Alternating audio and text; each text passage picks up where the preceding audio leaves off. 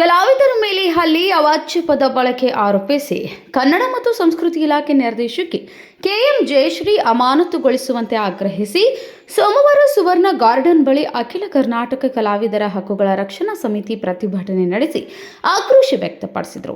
ಕಲಾವಿದರ ಸಂಭಾವನೆಯಲ್ಲಿ ಕಮಿಷನ್ ಆರೋಪ ಮಾಡಿರುವ ಕಲಾವಿದರು ಕನ್ನಡ ಮತ್ತು ಸಂಸ್ಕೃತಿ ಇಲಾಖೆ ಭ್ರಷ್ಟಾಚಾರಕ್ಕೆ ಕಡಿವಾಣ ಹಾಕುವಂತೆ ಆಗ್ರಹಿಸಿ ಪ್ರತಿಭಟನೆ ನಡೆಸಿದ್ದಾರೆ.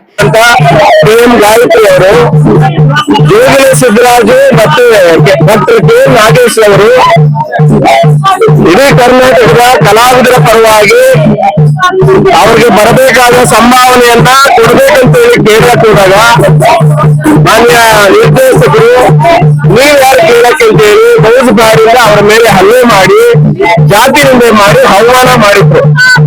ಈ ವಿಷಯನ ನಾವು ಹೋರಾಟ ಮೂಲಕ ಮನವಿ ಮೂಲಕ ಸರ್ಕಾರಕ್ಕೆ ಮತ್ತೆ ಕನ್ನಡ ಮತ್ತು ಸಂಸ್ಕೃತಿ ಇಲಾಖೆ ಸಚಿವರಿಗೆ ಸಾಕಷ್ಟು ಬಾರಿ ಮನವಿ ಮಾಡಿದ್ರು. ಯಾವುದೇ ಇದುವರೆಗೂ ಅವ್ರ ಮೇಲೆ ಕ್ರಮ ಜರುಗಿಸಿಲ್ಲ.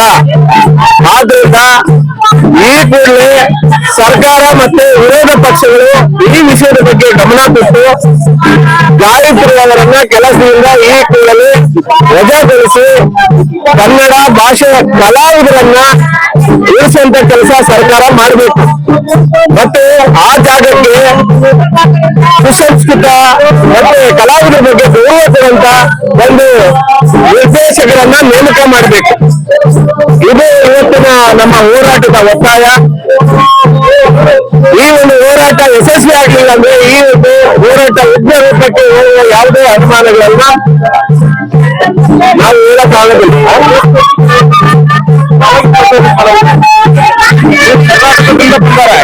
ಕರ್ನಾಟಕದಲ್ಲೇ ಬೇರೆ ಆಯ್ದ ಕಲಾವಿದರು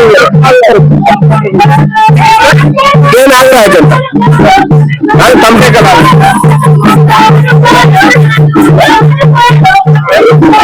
ಕಲಾವಿದರಿಗೆ ಅನ್ಯಾದಂತ ಭ್ರಷ್ಟಾಚಾರ ತೆಗೆದುಕೊಂಡಿರುವಂತ ಕನ್ನಡ ಮತ್ತು ಸಂಸ್ಕೃತಿ ಇಲಾಖೆ ಇಡೀ ಕರ್ನಾಟಕದ ಬರೀ ಒಂದೇ ಜಿಲ್ಲೆ ಅಂತಲ್ಲ, ಇಡೀ ಕರ್ನಾಟಕದ ಕಲಾವಿದರ ಮೇಲೆ ಸಾಕಷ್ಟು ಬಾರಿ ಅನ್ಯಾಗಿದೆ.